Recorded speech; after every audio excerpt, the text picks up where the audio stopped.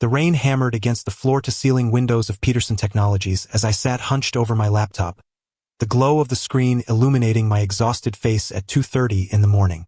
The Seattle office building stood nearly empty except for the soft hum of servers in the adjacent room and my determined typing echoing through the silence.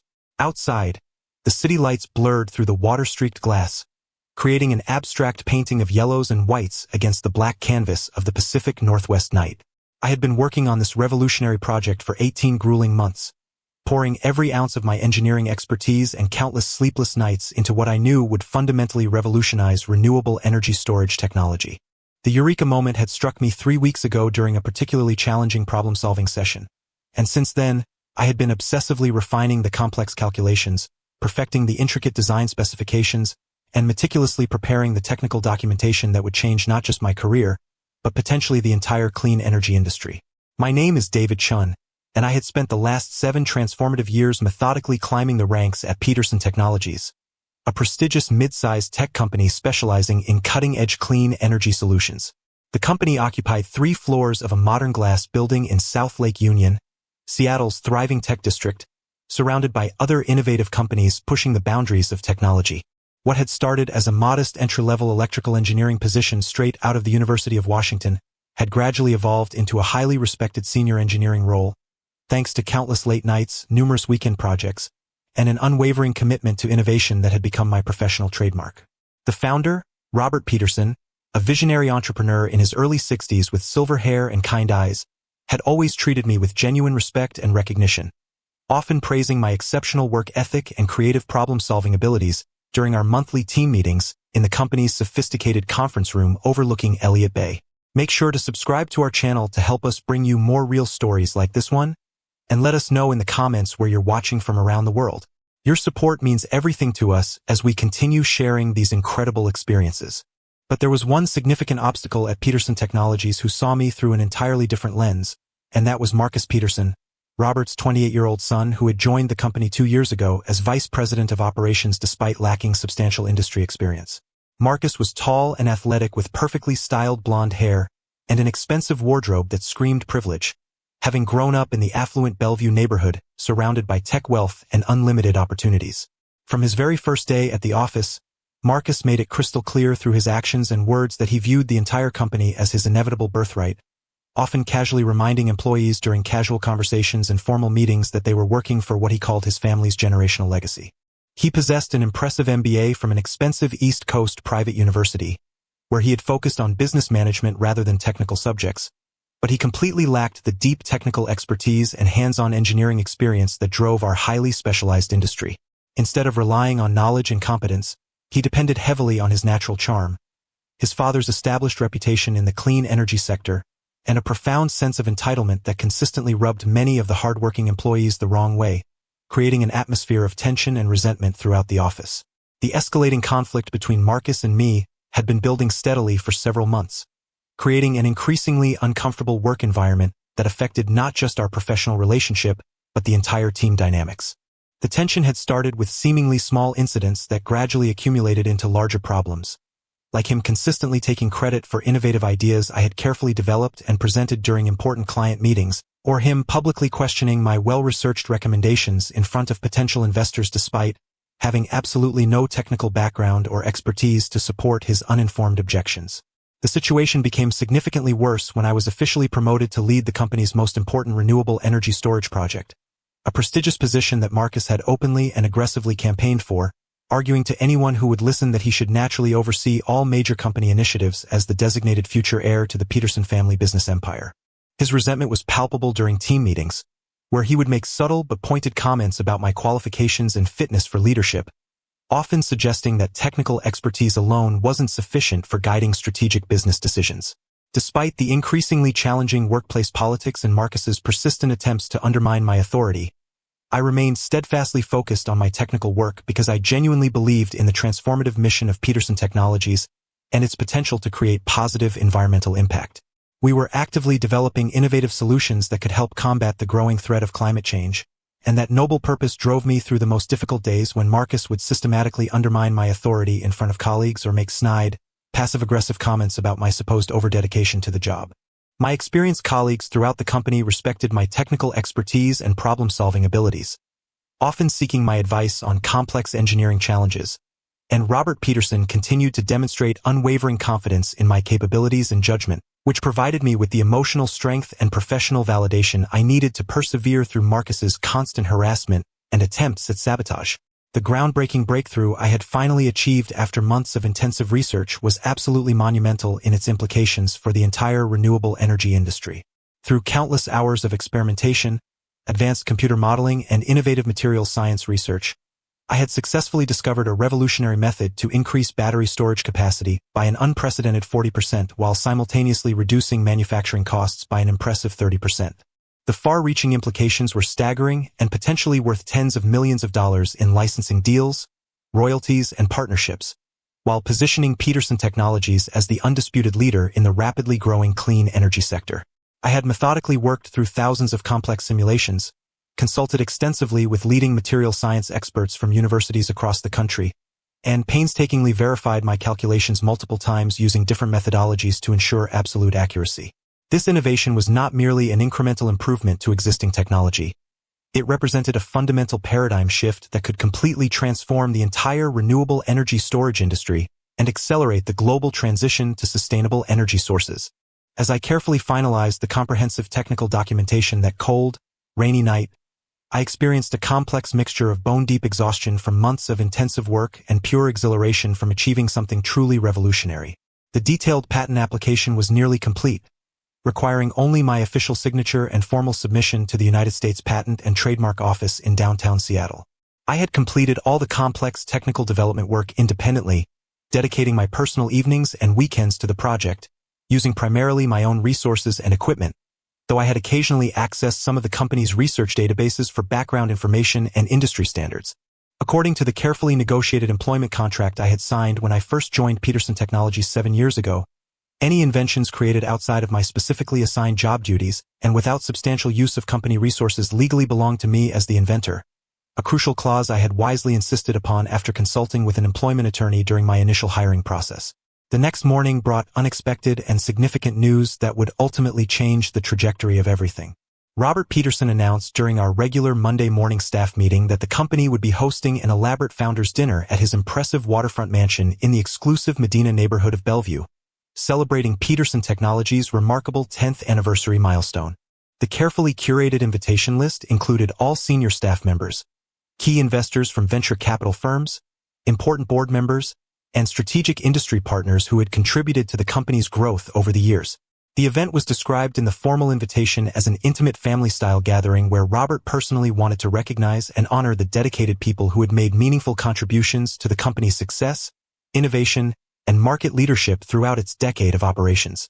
The elegant printed invitations, sent out on premium cardstock with gold embossing, emphasized the celebratory nature of the occasion and the importance of acknowledging everyone who had helped build Peterson Technologies into a respected name in the clean energy industry. Marcus immediately took complete charge of organizing every aspect of the elaborate event, and I noticed immediately that his approach was fundamentally different from previous company gatherings and celebrations we had hosted. He consistently referred to it as a family celebration during planning meetings, deliberately emphasizing blood relationships and long-standing personal connections rather than professional achievements, technical contributions, or business accomplishments. During the numerous planning meetings held in the conference room, he would repeatedly make pointed comments like, "This is about honoring the Peterson family legacy and our shared history, and celebrating with our extended family members who have been loyal to us from the very beginning of this journey." His language choice was deliberate and exclusionary, clearly designed to reinforce a hierarchy based on personal relationships rather than merit or professional contribution. The subtext was unmistakable. Some people belonged to the inner circle by virtue of their connections, while others remained outsiders regardless of their dedication or achievements. The week leading up to the dinner was particularly stressful. Marcus had been micromanaging my project updates, questioning every decision I made, and demanding detailed reports on my progress. He seemed frustrated that I was working on something significant without his direct oversight, and he made several attempts to insert himself into the technical aspects of my research. I politely deflected his interference while continuing to protect the intellectual property I had developed. On the afternoon of the founders' dinner, I made a decision that would prove to be pivotal. I drove to the patent office and officially submitted my application for the renewable energy storage technology. The patent was filed under my name as the sole inventor, with detailed documentation proving that I had developed the technology independently. I felt a sense of relief and accomplishment as I walked out of the building, knowing that my innovation was now officially protected. The Peterson Mansion was breathtaking, situated on a bluff overlooking Lake Washington with panoramic views of the Seattle skyline. The interior was elegantly decorated with modern art and floor-to-ceiling windows that showcased the stunning landscape. About 40 people attended the dinner, including employees, investors, board members, and their spouses. The atmosphere was warm and celebratory, with Robert Peterson moving through the crowd, shaking hands and expressing genuine gratitude for everyone's contributions to the company's success. I arrived wearing my best suit, carrying a leather portfolio that contained a printed copy of my patent application. I had decided to present my breakthrough to Robert Peterson that evening, believing it would be the perfect opportunity to share good news that could significantly benefit the company. I had prepared a brief presentation highlighting the technical achievements and potential market impact of my invention. The dinner was held in an expansive dining room with a long oak table that accommodated all the guests. Robert Peterson sat at the head of the table, with Marcus positioned to his right as the heir apparent. The conversation was lively, covering topics from industry trends to company milestones to personal anecdotes about the early days of Peterson Technologies. Several employees shared stories about memorable projects, challenging problems they had solved, and lessons learned along the way. As the evening progressed, Robert Peterson stood up to make a toast. He spoke eloquently about the company's journey, the talented people who had made it possible, and his vision for the future of clean energy technology. He emphasized the importance of innovation, dedication, and teamwork in achieving their goals. The speech was heartfelt and inspiring, reinforcing why I had chosen to build my career at Peterson Technologies despite the challenges I faced with Marcus. After dinner, guests moved to the living room for coffee and dessert. I saw this as my opportunity to approach Robert Peterson privately and share news about my patent. I waited for a quiet moment when he was standing alone near the fireplace, then approached him with my portfolio in hand. I explained that I had been working on a significant breakthrough in renewable energy storage and that I believed it could be tremendously beneficial for the company's future growth. Robert Peterson's eyes lit up as I described the technical specifications and potential applications of my invention. He asked thoughtful questions about the development process, manufacturing requirements, and market opportunities. His enthusiasm was evident, and he expressed genuine appreciation for my initiative and innovation. We were deep in conversation about licensing possibilities and partnership strategies when Marcus appeared beside us. Marcus had been watching our conversation from across the room, and his expression showed a mixture of curiosity and irritation. He inserted himself into our discussion, asking what we were talking about and demanding to see the documentation I had brought. When I explained that I was sharing details about a patent I had developed for renewable energy storage technology, his demeanor changed dramatically. The confrontation that followed would be seared into my memory forever. Marcus looked at me with a combination of disbelief and anger, then turned to his father and said, "Dad, we need to talk about this privately. This is a family matter." Robert Peterson seemed confused by his son's reaction, but Marcus persisted, suggesting that they step away from the other guests to discuss the situation. What happened next shocked everyone within earshot. Marcus turned back to me and said, loud enough for several people to hear, "David, I think you're forgetting something important here. This is a family celebration and you're not family. Whatever you think you've developed belongs to Peterson Technologies because you're just an employee. We don't need outsiders trying to claim ownership of work that was done on our time with our resources." The words hit me like a physical blow. The room seemed to go quiet as people nearby stopped their conversations and turned to look at us. I felt my face flush with a combination of embarrassment and anger, but I managed to maintain my composure.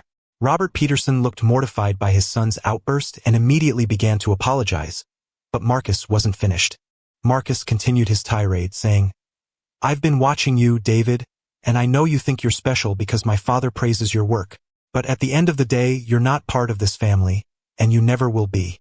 This company is our legacy, and we don't need employees who forget their place trying to take credit for innovations that belong to us." The humiliation was overwhelming, but what hurt most was the way Marcus had weaponized the concept of family against me.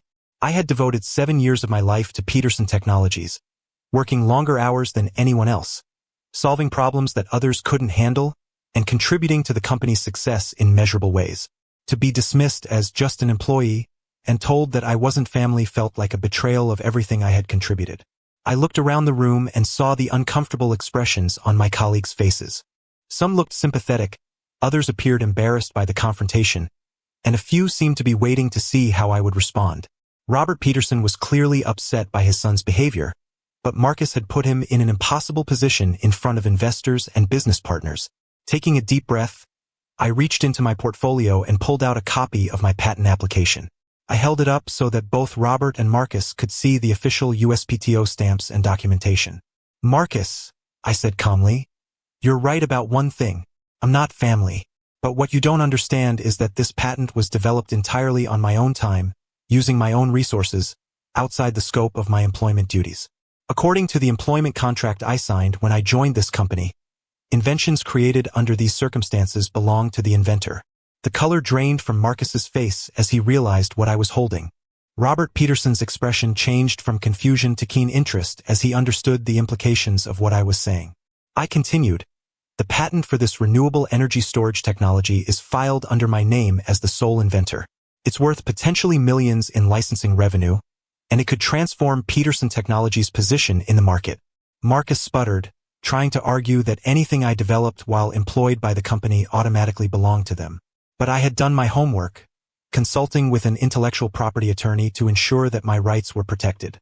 I explained that the technology was developed during evenings and weekends, that I had used minimal company resources, and that it fell outside the scope of my assigned job responsibilities. The room had become completely silent as other guests realized they were witnessing a dramatic confrontation. Robert Peterson asked to examine the patent documentation, and I handed him the folder containing all the technical specifications, development timeline, and legal filings. As he reviewed the materials, his expression showed both admiration for the innovation and concern about the situation that was unfolding.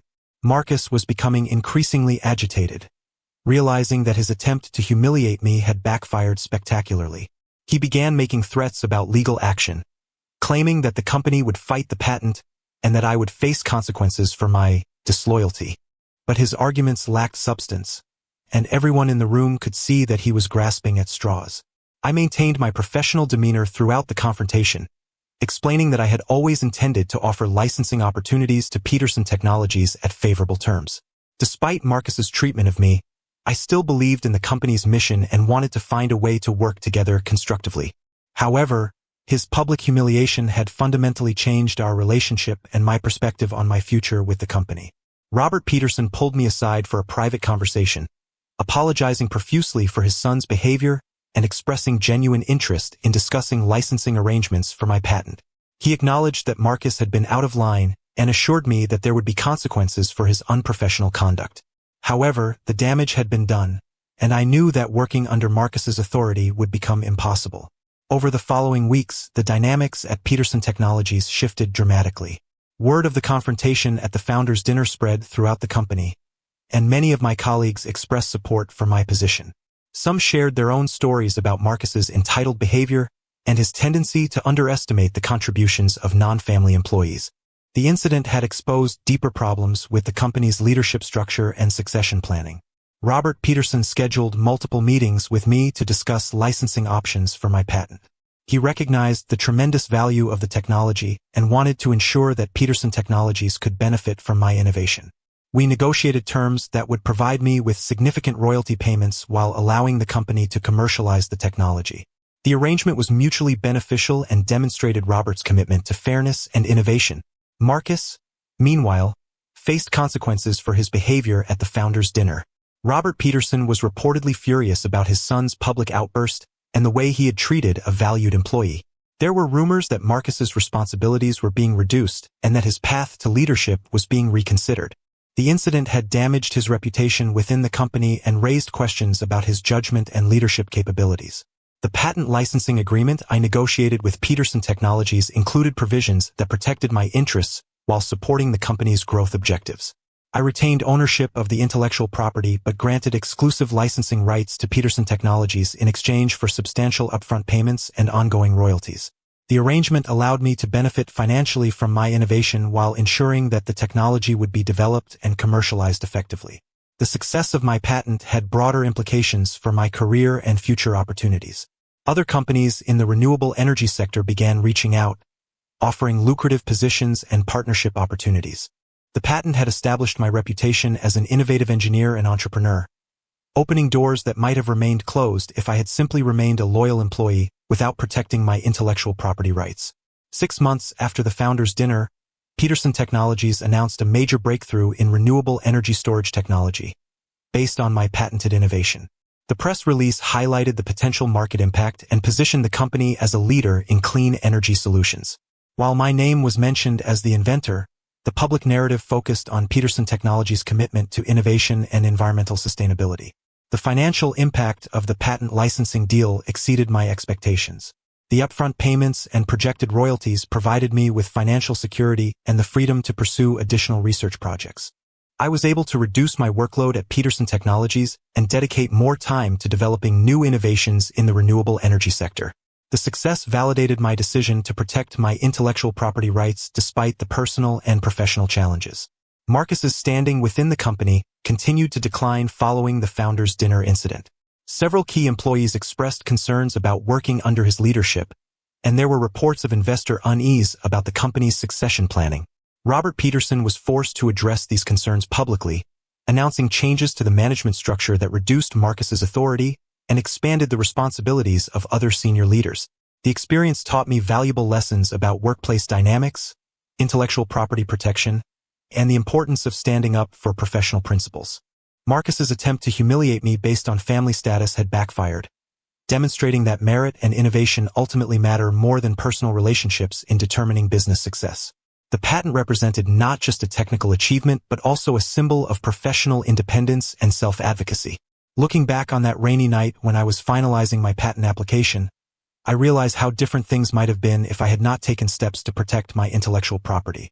Marcus's assumption that I would accept his dismissive treatment because I was not family reflected a fundamental misunderstanding of professional relationships and the value of innovation. His words had been intended to diminish my contributions, but they ultimately motivated me to assert my rights and demonstrate my worth. The founders' dinner had been intended as a celebration of Peterson Technologies' success and a recognition of the people who had contributed to that achievement. Instead, it became a defining moment that exposed underlying tensions about leadership, respect, and the value of individual contributions. Marcus's public outburst had created a crisis that forced the company to confront difficult questions about its culture and future direction. Robert Peterson's response to the situation demonstrated the kind of leadership that had made Peterson Technologies successful. Despite the personal challenges created by his son's behavior, he prioritized the company's interests and maintained his commitment to innovation and fairness. His willingness to negotiate a licensing agreement for my patent showed that he understood the importance of retaining talented employees and fostering a culture of innovation. The patent licensing revenues allowed me to pursue additional research projects and invest in new technologies that could benefit the renewable energy sector.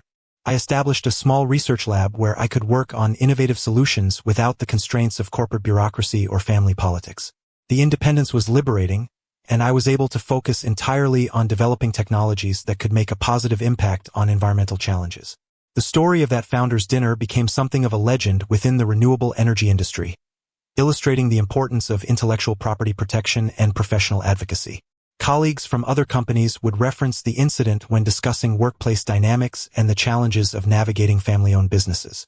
It served as a cautionary tale about the dangers of entitlement and the importance of respecting individual contributions. Marcus eventually left Peterson Technologies to pursue other opportunities, reportedly under pressure from the board of directors who had lost confidence in his leadership capabilities. His departure removed a significant source of tension within the company and allowed other leaders to emerge. The experience had been humbling for him, though it remained unclear whether he had learned from the mistakes that led to his downfall. Peterson Technologies continued to grow and prosper, leveraging my patented technology to secure major contracts and partnerships in the renewable energy sector. The company's success validated Robert Peterson's vision and demonstrated the value of fostering innovation regardless of family relationships or corporate hierarchy. The licensing revenues from my patent contributed significantly to the company's expansion and research capabilities. Today, when I reflect on that confrontation at the founders' dinner, I feel a sense of gratitude for the way things unfolded. Marcus's attempt to humiliate me had actually provided me with an opportunity to demonstrate my value and assert my professional independence. His words about not being family had stung at the moment, but they had also clarified my priorities and motivated me to take control of my career trajectory. The patent that I filed that day continues to generate revenue and recognition, serving as a foundation for additional innovations in renewable energy storage. The technology has been implemented in projects around the world, contributing to the global transition towards sustainable energy sources. Knowing that my work is making a positive impact on environmental challenges provides a sense of purpose that transcends the workplace drama that initially motivated me to protect my intellectual property. The experience reinforced my belief that true professional success comes from innovation, dedication, and the courage to stand up for one's principles. Family connections and personal relationships can provide advantages in business, but they cannot substitute for competence, creativity, and ethical behavior.